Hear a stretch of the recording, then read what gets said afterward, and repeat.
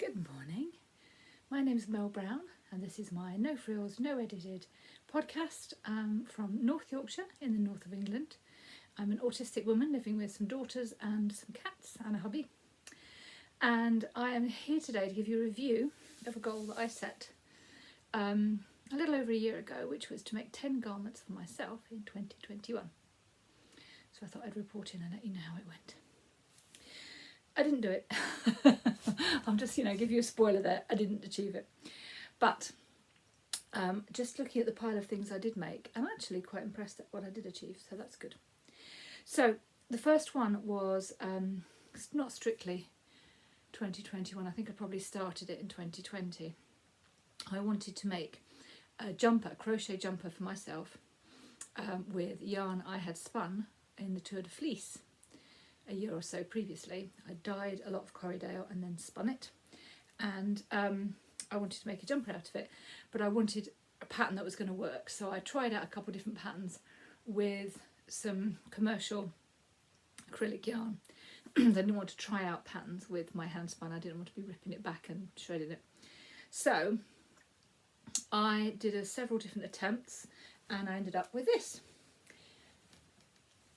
So let's have a look across the back and the front. Doesn't really matter that much, but it's very interestingly the trans flag colours, which of course is just very close to my heart. I did initially do it in blocks, but then I had to undo it and rip it back, so it ended up being random, which is fine. So I managed to put this pattern together from a couple of other patterns to make it a shape that I liked, and it has thumb holes, and it's Bellissima, one of the standard brands. I can't remember which brand it is. So there it is. Absolutely loved making it, and there it is. So I then made the real thing, which the pattern was devised for, which is this. And obviously it's the same pattern, but I dyed the red, the orange, the yellow, the blue, the green, the purple, and the black is just black Corriedale. So I spun it all and dyed most of it and crocheted it and designed it. So this was my first introduction to trying to get the sleeves to match the body colour. As you can see, it's very, very bobbly. But you know what? I don't care. I love it. Absolutely love it. Really do. It's very heavy and thick and I wear it a lot.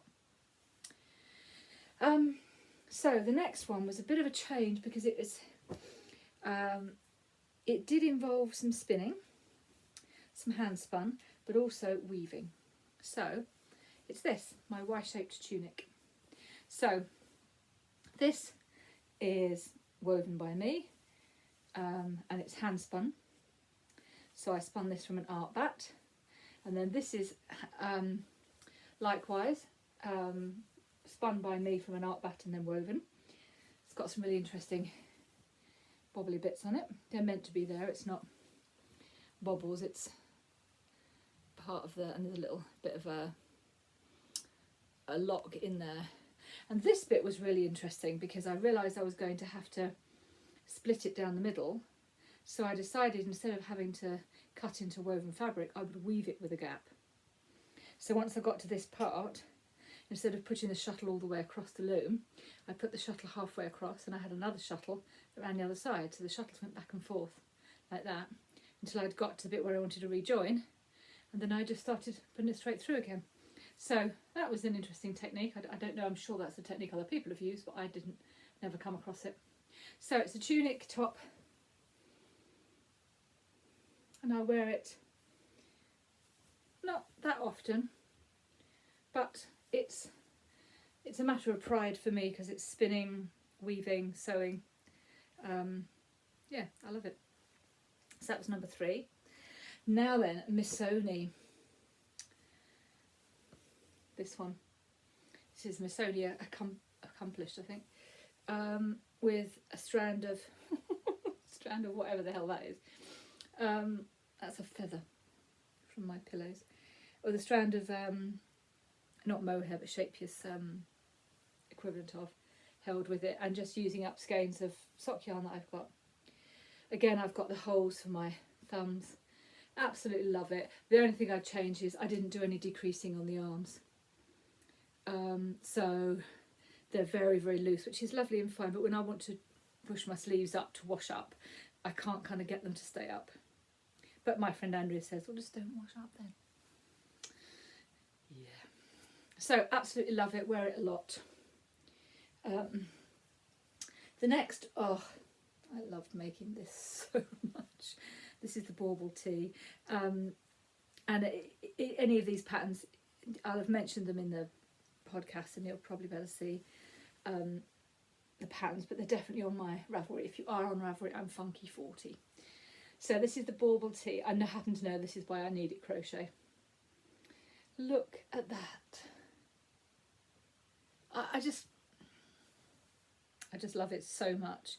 This stitch here is called the bead stitch, and there's several different rounds with different stitches, as you can see, so it keeps you really interested. One of the things about knitting, you know, like the Missoni is all stocking stitch, and as you're knitting in the round, you knit. You do a bit of increasing here and there, but you just knit, knit, knit, knit, knit, knit, knit, knit. This is so much interest in it because you're changing stitch every round. I mean, I don't need to break the copyright to show you what different variety there are. And again, I just use different yarns in my stash because I tend to buy one skein of sock yarn. Now this is actually written for a DK yarn, so I held my fingering weight double. Little short sleeves. I've worn it and it smells of my perfume. I'm autistic, and one of my I have a hypersensitivity to smells, so smells can make me really, really happy or really angry or really relaxed or really stressed. And my perfume makes me very happy. So it's nice to smell in there. So that's the bauble tea. I loved it so much that I made another one for my daughter for Christmas. So I guess if we'd have included that. I also made her, I made a freeform jumper that was going to be for me, but my daughter wanted it, so she got that. So that would have been an extra there. I'm not going to try and claim that. Okay, next. Oh, so pretty. This one is Lila Bjorn. Again, I love to make... Oh dear, camera cut off. I'm going to try and merge this with the other one, otherwise it might be a part 2. So, this is the... What is it? The Lila Bjorn. Absolutely loved making it. Made another one for my sister-in-law for Christmas.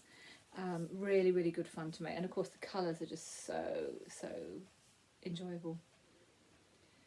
And then finally there's the Scrappy V. So this is just using up old bits of sock yarn. Really enjoyed making it again. Just, you know, I've just really enjoyed all these things I've made, and I wear this a lot too. I quite often wear this underneath and the Missoni on top, so it's kind of like double knitwear. It's really nice. So yeah, that's a total of 7, and as I say, with the one that I made that my daughter nicked, that would have made 8. So not too far off really. I've already got 2 on the needles now that I started in 2021 that I guess could almost kind of round it up to 10, right? Anyway, if you wanted to cheat. So that's an update on my garments. Definitely more than I've made any other time. So I'm going to keep doing it. Okay, that's it for now. I will do more of a roundup with my current projects soon. Happy crafting.